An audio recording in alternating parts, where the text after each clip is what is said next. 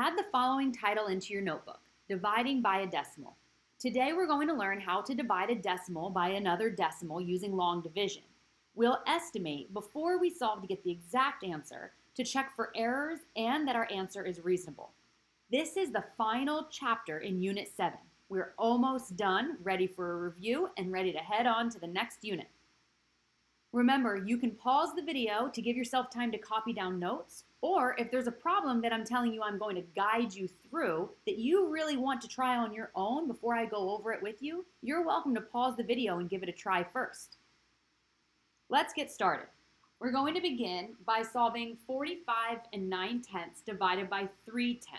First, we're going to estimate, and then we're going to find the exact value correct to the hundredths place at most.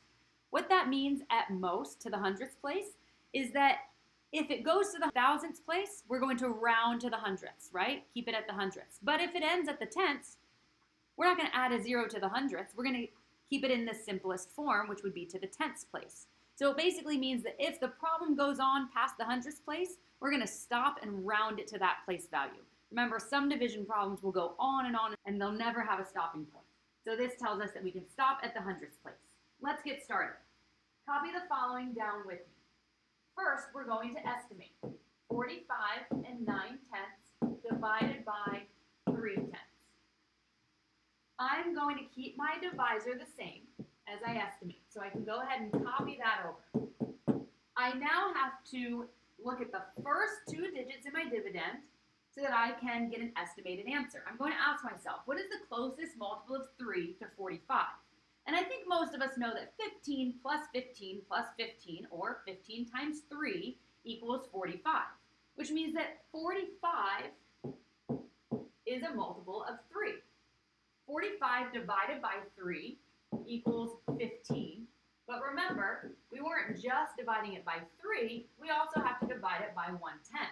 So that means that the decimal point that's right here is going to move one place to the right, making this answer 10 times bigger. So that means that our final answer is 150. That's our final estimated answer. Now we're going to solve it out right.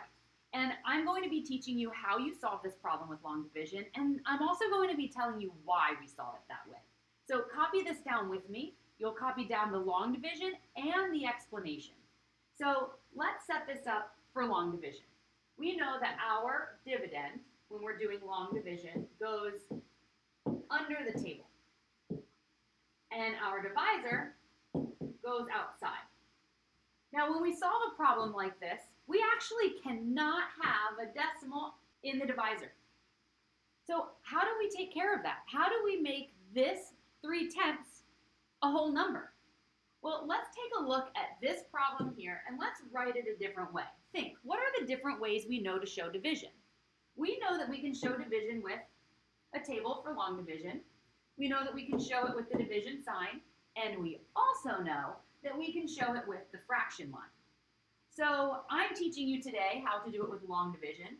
You can see over here we already have it written with the division symbol, so that doesn't help us. That means that we must have to do something with the fraction line here. So let me show you what that looks like. If I wanted to show this problem with the fraction line, it would look like this. 45 9/10 in my numerator and 3/10 in my denominator. So now let's think. We know how to create equivalent fractions, right? What would I need to multiply 3/10 by in order to get a whole number? We know a rule about moving this decimal place to the right, correct? We know that we could move the decimal place to the right by dividing by 1/10, right, which is what we were just working on, or by multiplying by 10. It's kind of the same thing. So I'm going to use multiplication. I'm going to multiply it by 10. If I multiply 3/10 by 10, I get 3, right? We know that. So we can solve this problem by using that bit of information. We know that we can create an equivalent fraction by multiplying my denominator and my numerator by the same number, right? That creates an equivalent fraction. So let's do that. 45 9/10 times 10 is going to equal 459. 3/10 times 10 is going to equal 3. Well, look at that. Now I have a number with no decimals, and it's an equivalent fraction. That means 45 and 9/10 in my numerator and 3/10 in my denominator is the same as 459 thirds. They're equivalent. And this is actually how we will end up setting up the division problem to solve. So here's what ends up happening. Here's the rule. Let's go back here and look at our long division problem. And just so that you don't have such a mess on the board, I'm going to clear all the rest of this writing away. Okay, I'm going to keep that writing over to the side so that you can see why we are moving the decimal point. I know you can memorize rules. I want you to know why we do them at first so that it sticks. So, like you can see over here, we multiplied our numerator and denominator times 10. What happened is our decimal point moved to the right one so that we had a whole number in our denominator. So what's going to happen here in my long division is I'm going to move the decimal to my right for my 3, and I'm going to move the decimal to the right in 45 and 9/10. I can now erase that decimal because those are whole numbers. If you want, what I do a lot of times is I keep those arrows there as long as you know that decimal place has been moved. For now, I want to make the screen less busy, so that's why I erase them. I can also get rid of that 0 there because now it holds no value. And now I'm going to solve. 3 goes into 4 one time. We're going to subtract, copy this down with me, bring down the 5. 3 goes into 15 5 times, multiply, subtract, bring down the 9. 3 goes into 9 3 times, and I'm left with 0 at the bottom, and I'm done. So 459 divided by 3 equals 153. Our estimated answer, if you remember, which should be in your notes, was 150. Our actual answer is 153. Those are pretty close. I'm always going to check that at the end to make sure that I didn't accidentally make some big error with the place value and my answer's way off. So I've checked, I'm good to go. Let's go on to the next problem. On the next problem, we're going to solve 45 and 9/10 divided by 3/100. So you'll notice that the digits are the same, right? Which means that our long division is going to look really similar. But let's go over this. Let's start by estimating. So when we estimate 45 and 9/10 divided by 3/100, it's going to look really similar. We know we're going to keep the divisor the same, divided by 3/100. We're going to look at those first 2 digits in the divisor. We're going to, just like the last problem, we'll keep it at 45. And then we solve. 45 divided by 3 equals 15. But this time, this would be split up into a 3 and 100, which means I need to also divide by 100, which means my decimal is going to move 2 places to the right, making it 100 times bigger. So the estimated answer is 1,500. Now let's go ahead and solve this outright. Just like the last problem, if I were to write this as a fraction, it would look like this. 45 and 9/10 in my numerator and 3/100 in my denominator. What do I need to do to make that a whole number? Multiply by 100. So I'm multiplying it by 100 over 100, or I'm multiplying it by 1, if that were to be simplified, which means that the value is the same. We're creating an equivalent fraction. This would become 4,590. My denominator would become 3. So it's the same as saying 4,590 divided by 3. So you're actually solving, when you do it with long division, you're actually solving a problem with dividing it by a whole number. Now let's set that up with long division. 45 and 9/10 goes under the table. Our divisor goes out here. If we apply the rule, we know that we're going to make the divisor a whole number. We need to move it 2 places over to the right. To keep it an equivalent fraction, we need to also move the dividend, the decimal and the dividend, 2 places to the right. So the rule for dividing decimals is that if you have to move the decimal and the divisor 1 place to the right, like the last problem, you move it 1 place to the right in the dividend. If you, like this problem here, have to move it 2 places to the right, 1, 2. You're going to move it 1, 2 places to the right in the dividend, creating an equivalent fraction. Okay, so I have double lines here. Let me get rid of that. All right, so here, this is how I normally just keep it. I show that the decimal point moved over. It was originally here. I show that the decimal point moved over. Now, what is technically here? A 0. We have to add it in now. And now I'll solve. My decimal is now here, which means that in my quotient, the decimal is also going to be there. And now we'll just solve. Just like the last problem, it's going to look really similar. I'm going to bring down my 5, 15, I subtract, I bring down the 9, we've got a 3 up here. The difference is that now when I get a 0 here, I don't stop because I still have another 0 to bring down. How many times can 3 go into 0? 0 times. 0 minus 0 is obviously 0, and we're not going to have a number to the tenths, which means that this is the whole answer. It's a whole number.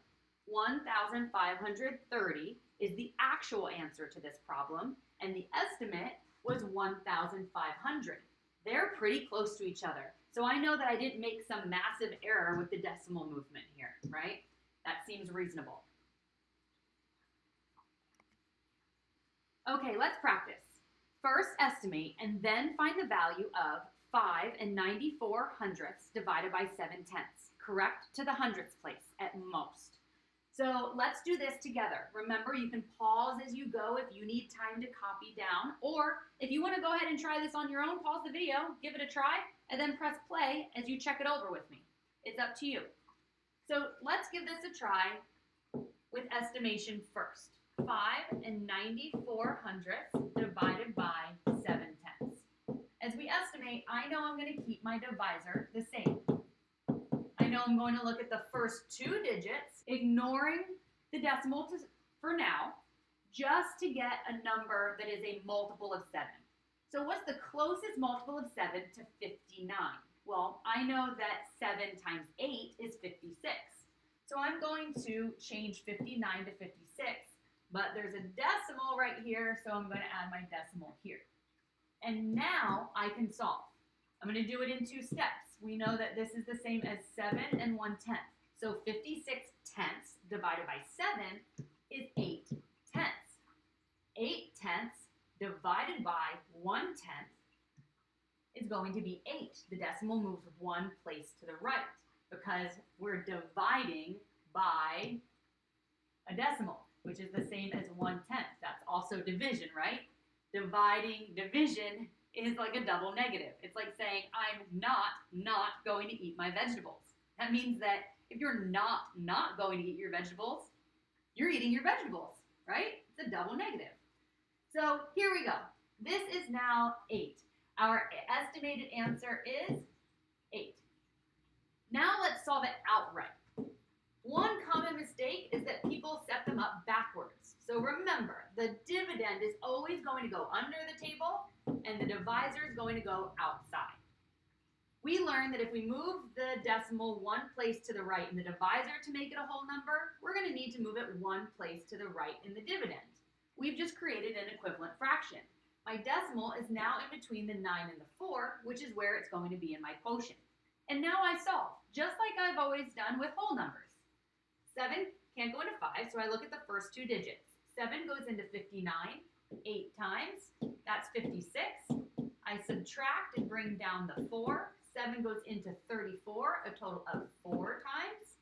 I'm going to multiply and subtract. Now I'm going to bring down a 0. 7 goes into 60, a total of 8 times.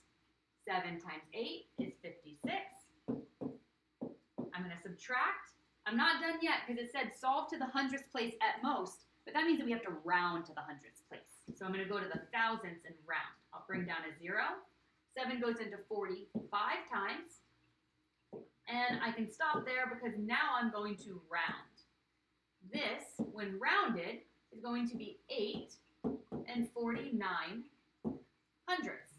If I compare that to my estimate, that seems pretty close, right? I did not make a mistake, some big mistake with my decimal. If you got an answer of 849 thousandths, or 84 and 9/10, and you compared that with your estimate, you would know, whoops, I made some error there. I need to take another look. Let's practice 2 more, and then you'll do some practice on your own in your book. Okay, first we're going to estimate 89 and 98 hundredths divided by 4 hundredths. And we know that the divisor is going to stay the same. I'm going to look at the first 2 digits to see what I could round that number to in order to do this in my head.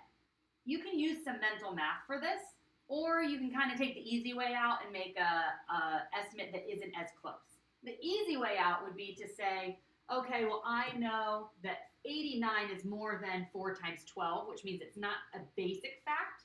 So you could just look at the first digit and find what multiple of 4 is close to 8, which is 8. So you could make this 80 divided by 4 hundredths. I'd accept that. But you can also challenge yourself to get a little bit better with mental math and apply some of what you know.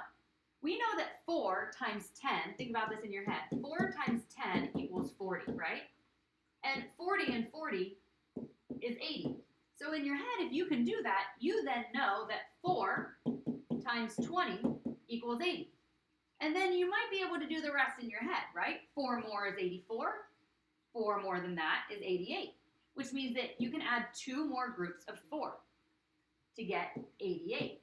20 groups and 2 groups makes 88. So 22 groups of 4 equals 88. If you can do that in your head, then you can round this to 88 divided by 4 hundredths, and you'd get a closer estimate. I would accept either in this case. So either one would be acceptable. If you did the first way up here, you would do 80 divided by 4 equals 20, because 8 divided by 4 is 2, and then you've got the 0. And then you'd also still need to divide that by 100th, which means that the decimal is going to move 2 places to the right, which means that your estimate would be 2,000. If you did it this way, you'd get a little bit of a closer estimate. First, 88 divided by 4. 8 divided by 4 is 2. 8 divided by 4 is 2. 22. And then you still have to divide that by 100ths, which means it's going to move 2 places to the right. Your estimate would be 2,200. Again, either is acceptable. Now let's set up the long division. We have 89 and 98 hundredths divided by 4 hundredths. I need to create an equivalent fraction that gives me a whole number in the divisor. So I'm going to need to move the decimal place 2 places to the right, which means I'm going to need to do the same thing in my dividend so I have an equivalent fraction. That puts my decimal there. And now I can solve. This is 8,998 divided by 4. 4 goes into 8 2 times, and we're going to subtract and bring down. 4 goes into 9 2 times. Make sure that if you tried this on your own, you're checking your work as I go over it, or if you didn't and you're watching me do it, make sure you're copying it down with me.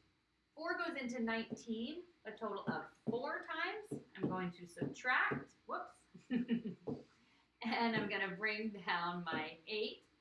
4 goes into 35 9 times. That's 36 minus equals 2. I'm going to add a 0 and bring that down. 4 goes into 20 5 times. And when I subtract that, I get a 0, which means I'm done. And since I don't have any more zeros that I have to bring down, I'm done. Our actual answer is 2,249 and 5/10, which is really close to the close estimate that we did. But if you did the other estimate, you can tell it's pretty close as well, as far as place value is concerned. All right, now it's your turn to try one before you go to your workbook. I want you to first estimate and then find the value of 100 divided by 8 thousandths, correct to the hundredths place at most. So first I want you to estimate, and I'm going to ask you to submit 2 things here so that I can see how you're understanding this. All right, so I want you to estimate first, and then you'll submit your answer, and then I'll prompt you to solve the exact answer. So submit your answers here before going on and doing both because I'll give you some feedback. Go ahead and solve the estimate. Okay, so we know that the divisor is going to stay the same. We're not going to round that because there's only one non-zero digit, which means that we can round with that number. I'm going to next look at the first two digits in my dividend. So submit here now what you changed 100 to in order to give an estimate. So the closest estimate is 8 times 12. We know that 8 times 12 is 96, which is pretty close. So you're going to do 96 divided by 8 hundredths. And now we'll solve. 96 divided by 8 equals 12, right? So we took care of the 8 part. And then we have to then divide by 100. Go ahead and submit what you got as your answer for this step. All right, so when we divide by 100, our decimal is going to move 2 places to the right, which means that our estimated answer should be 1,200. Now go ahead, set it up for long division, and solve it outright, correct to the hundredths place at most. So here's how it should have been set up. But we have a decimal in our divisor. You can't solve it like this.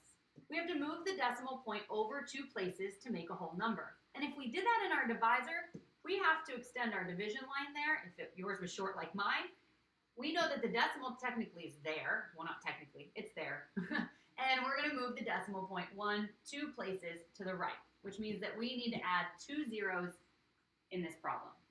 And now I'm going to solve. My decimal will be here in the quotient.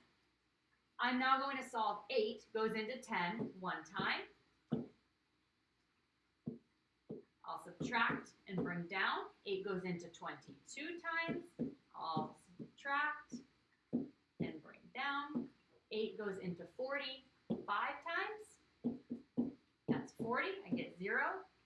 Now, some people get stuck here. So if you submitted 125 as your answer, it's because you stopped here without finishing it out. You have to continue solving until you get to the decimal point. You continue going if you have. So now I actually need to bring down in that 0. 8 goes into 0 times, which is 0, and we know the answer is 0, so we're not going to be able to keep going on to the tenths place and the hundredths place. This is the exact answer, 1,250. And we compare that to our estimate, and we can see that that seems reasonable. Okay, you are ready to solve some problems on your own. I want you to complete page 29 in your workbook. So open up your workbook and complete workbook page 29. When you are done, please snap a picture of this page and send it to me.